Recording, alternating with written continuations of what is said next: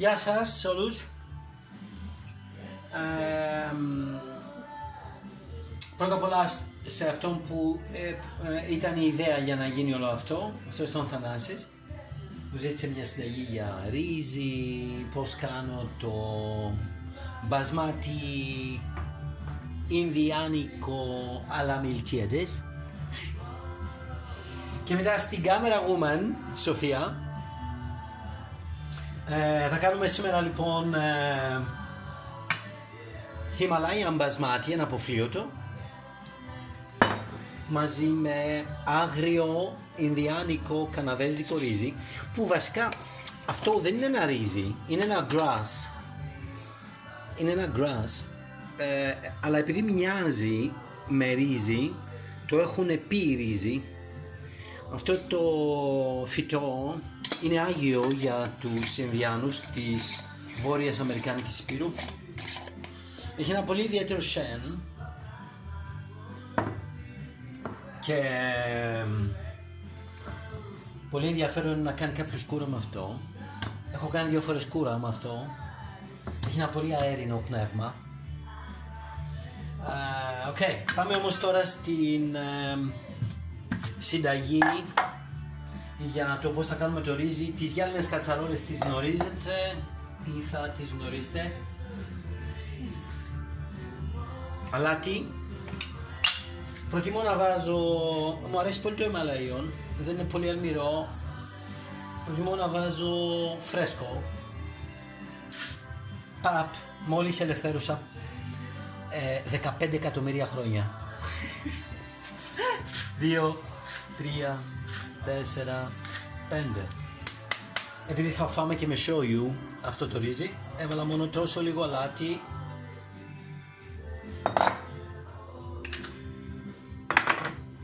Και μετά μου αρέσει πάρα πολύ, και γι' αυτό λέγεται έτσι η συνταγή, μου αρέσει πάρα πολύ με κούρκουμα, μου αρέσει το άρωμά του, που επίσης το ότι δεν είναι καυτερό, και μου αρέσει πάρα πολύ το χρώμα μες στο ρύζι, δεν είναι γκρίζο το ρύζι, αλλά είναι ζωντανό. Εγώ βάζω 2 τέτοιες σε αυτό το μέγεθος, κοιτάξτε πόσο είναι σε σύγκριση με το δάχτυλο. Βάζω λοιπόν 2 τέτοιες. Φρέσκο κούρκουμα, best, αυστριακό, bio. Κούρκουμα είναι η ξανθόριζα officinalis. Και μου αρέσει πάρα πολύ με τρίμα από κορίανδρο, Coriandrum sativa, αλεσμένοι σπόροι από κορίανδρο. Κάποια στιγμή χρειάζεται να ανακαλύψουν ότι πρέπει να βάλουν και άλλα senses μέσα στα βίντεο. Να μπορούσατε να το μυρίσετε. Χιλίδες. Και βάζω τουλάχιστον 2. Τουλάχιστον.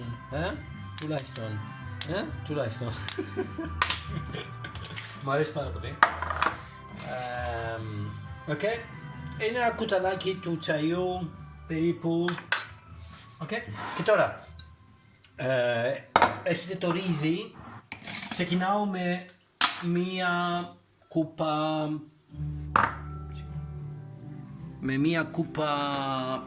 που σημαίνει, τι σημαίνει κούπα τώρα, είναι πολύ σχετικό.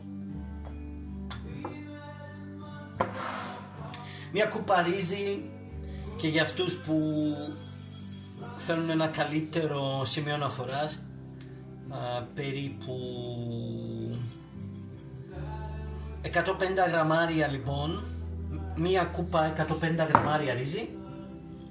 Πρώτα το αμερικάνικο grass, το ινδιάνικο, που βγαίνει άγριο κανονικά, δεν φυτεύεται στην υγρή στέπα του Καναδά.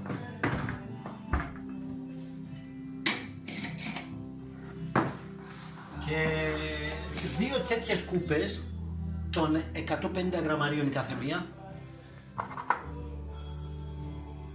από αναποφλίωτο μπασμάτι, μόλις έγινε η συνένωση Ιμαλαίων και Καναδά.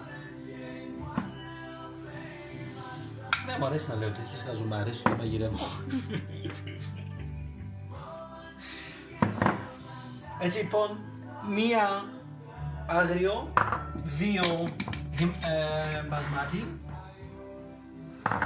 και μπήκε το αλάτι μαζί με κούρκουμα και κορίανδρο εδώ.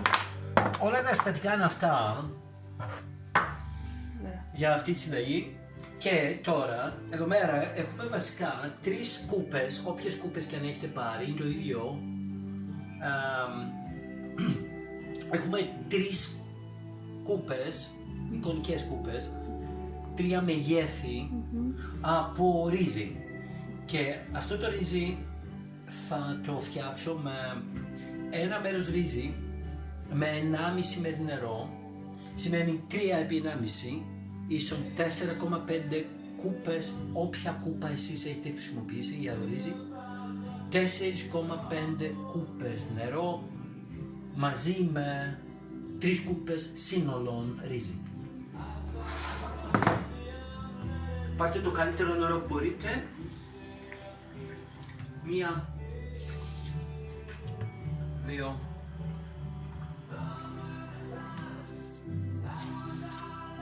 3.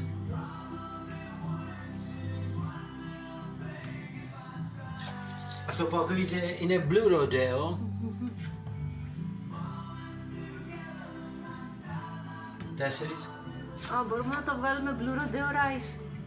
No, bitte nicht. Αλλά μάλλον καλύτερα από άλλα μιλτιέδες.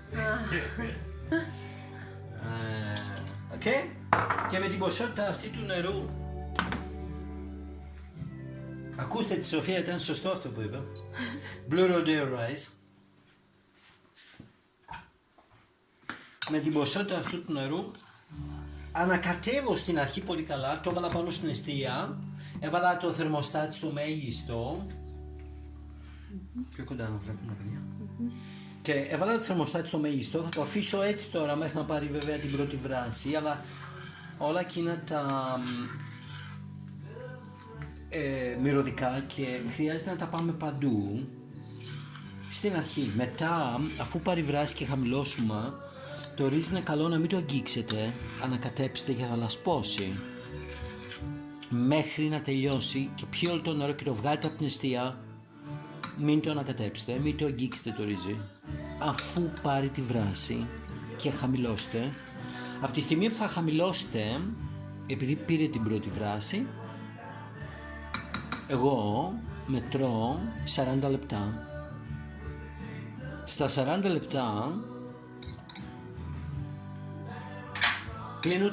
απομακρύνω την κατσαρόλα από την εστία και την αφήνω με κλειστό καπάκι, αφού την απομακρύνω επάνω σε έφελο. Είναι τώρα για παράδειγμα έτοιμο το ρύζι μετά από 40 λεπτά. Την αφήνω με κλειστό καπάκι άλλα 40 λεπτά. Και μετά από 40 λεπτά, χωρίς να αγγίξω το ρύζι με κουτάλες και το λασπώσω,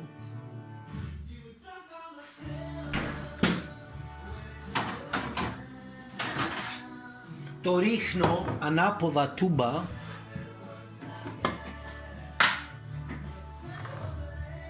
μέσα σε ένα τάπερ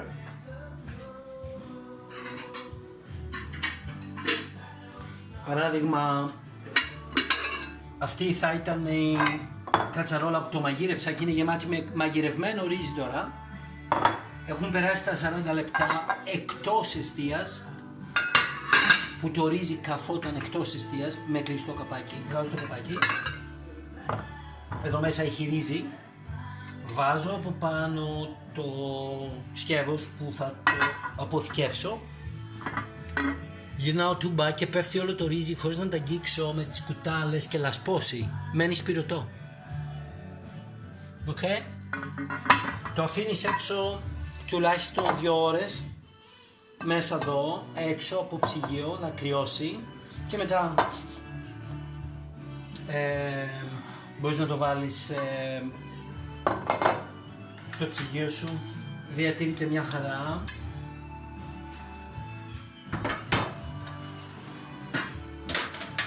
This is the end, my only friend. Ciao. Καλή όρεξη. Ciao.